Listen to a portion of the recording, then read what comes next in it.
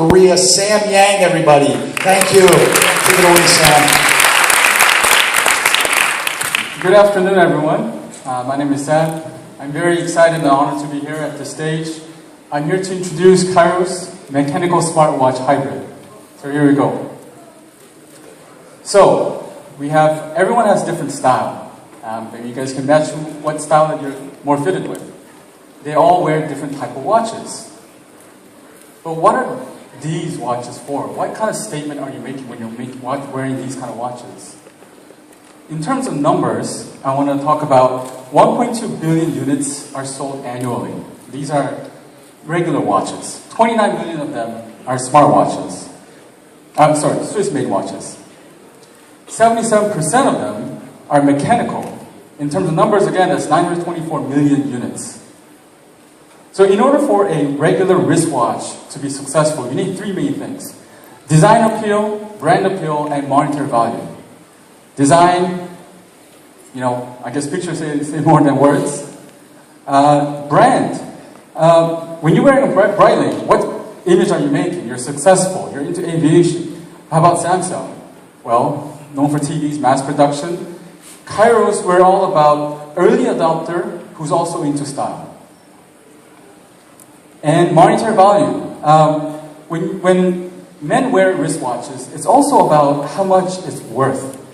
And obviously, with an all-electronic component, like most of the smartwatches out there right now, you can't increase the value of the price because it's all electronic.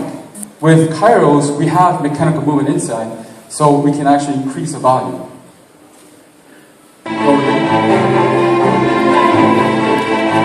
It's a short video clip.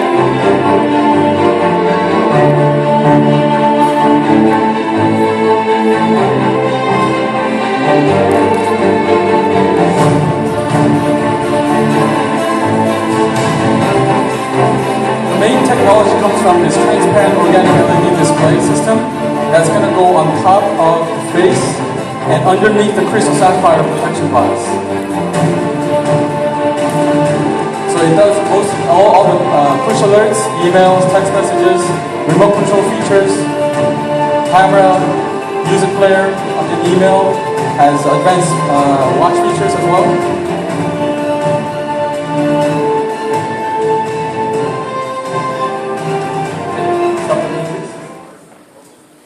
So, in order to protect this, we've already filed patents in the US and EU. Filing date goes back to February. The patent covers the actual assembly of the unit, comprising of transparent display, PCB, mechanical movement, including quartz, into one unit. It also includes projection, mini projectors. Here's an example of an off-stage and on-stage for the display. That picture was actually taken yesterday in front of Starbucks across the street. This is a visual prototype that we have here. Firmware, we're going to be using our own SDK, as well as we're going to have room for Android Wear once they come out. It's also going to be compatible with iOS. Mechanical specs, 46, it's a pretty sizable watch. For Kairos, it was actually beyond tech. It was more, there's a big challenge in terms of putting it all together in a mechanical body, and we had to come up with a very unique way of doing that. It all came together. Now we're going to be doing a pre-order round 2. The price point, the cheapest one is going to be MSRP $1,100, but for the next 2 months we're only going to sell for $499. It goes all the way up to $3,000, and that's because of the Swiss movement that goes inside. So we have our team here.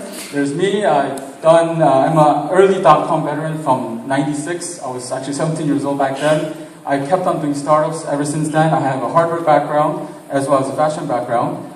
And also Ken is the formal corporate finance VP at Renault. We have our CTO. He's a Samsung and LG guy. Our software guy is Gabriel Gonzalez. He's done a lot of embedded software technologies for Spain military and whatnot. We have a designer. We have a biomedical expert, Ryan. Our exit strategy is really, it's not really to sell to Google or, Apple, whatnot. We're targeting the Swiss watch groups. So, Richmond, LVMH, Swatch. 1% market penetration from smartwatches it comes out to $214 million of, I guess, net loss for them. So we're targeting to build our technology, build our brand. Also, we're going to do OEM supply to these brands, and then hopefully exit at a very sizable price. That's what Star is all about, right? So there you go. You can find us on TechList and on our website, kairoswatches.com.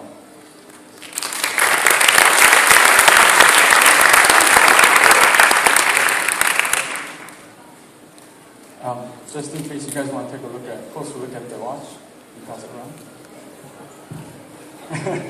Yeah, it's the. Smart stuff for us?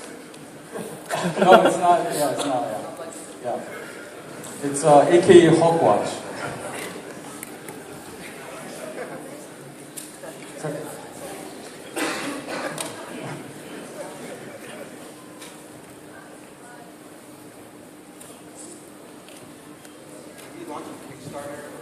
No, we're actually going to be doing our own website, our own pre-order. So you have not gone on Indiegogo? We've actually tried Kickstarter on a different product just to test it out, but we feel that we'll have enough buzz with our product, and we're going to have a different marketing strategy. Is your design limited by the size? You know, because if you have to put in all the firmware and the software to do that, to do the smart watch. Yes. So is this only for men? That's my earlier question. Well, yes, we're going to start with the men's watch, but we will eventually have a women's watch that's going to be 38 millimeters in diameter. It's still going to be a little bit sizable though. It won't be very thin or small.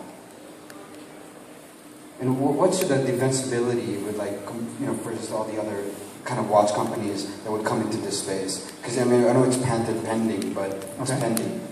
Because the moment I think that you start to do any sales, right, like you don't have the distribution, right, that these big companies do, whether it's offline or even like let's just say online.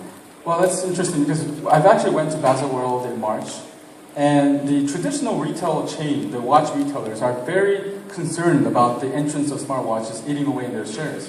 So when we introduced Kairos to some of these personal introductions that we got, distributors, they were very excited because now they finally have a product that they can compete with Samsung, Apple, and Pebble and whatnot. So we're not going to be selling our product on Best Buy or things like that. We're going to be distributing our product through the traditional channels. You made a quick note earlier about OEM for some of the other brands. That got me quite excited. It's kind of like your Kairos technology is a platform. Could you expand on that a bit? Is that a big part of your strategy? Is this a small thing? Yes. It's sort of like a carrot stick idea where we're going to, a lot of the Swiss watch companies, they're not technical companies and they don't do startups, right? They don't fund startups as well, most of them. So they know about us, right? And once we are more established and all of our prototypes are done, we're going to start supplying them with our components. And so, for example, imagine Omega smartwatch powered by Kairos, for example, right? Yeah, it's kind of Intel inside. Because I think it's kind of like that idea. I don't know, the idea fascinates me a little bit more than selling the actual watch itself. Having the Intel inside thing. I don't know, just music. So Sam, why are you here? Why am I here? To meet everyone. Also to raise funding. And how much is that? 1 million. May I know more detail on your fundraising? How are you going to spend that 1 million? Is it more productive? Okay. Well, in order to, as you can see, our transparent display is square. In order to make that into a circular format, it's going to cost $130,000 USD. And then on the PCB board, we're working on the schematics, but we have to actually make the prototyping of that. The watch, the metal components, the molding, all of that, it comes out to about $300,000 to $400,000. And then the rest is marketing and operations. How much research work have you done? Because you are crossing between the tech, yes, the techies, the gadget, the geeks, versus a bunch of people who why they buy $100,000 worth of watches is because of the mechanism of of the watch, right?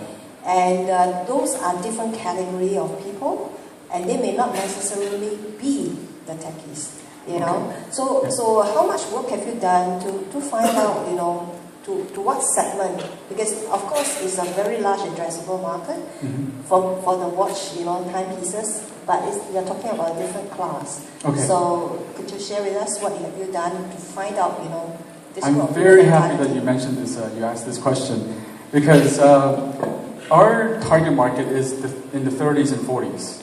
Okay? People have more disposable income. They're my age group, right? We grew up with desktops. We didn't grow up with smartphones. We didn't grow up with STD laptops.